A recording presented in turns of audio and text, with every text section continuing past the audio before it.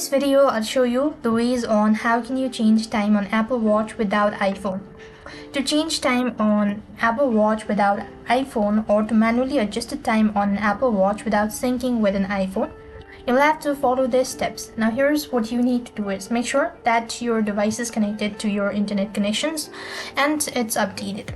So now you want to go to the settings app on your Apple Watch and press the digital crown to access your app as well. Scroll down within the settings app and and then tap on clock or time. You'll see the plus or many options at the top of the page, something like this, and you want to tap this, and you could use the digital crown to scroll and select the number of minutes you want to add the desired time adjustment. You could confirm by pressing the digital crown again twice to return the watch face. The watch face will then display the adjusted time, and this is how you could do it. And while you can manually adjust the time on your Apple Watch, it's important to remember that this only affects the time displayed on a watch itself.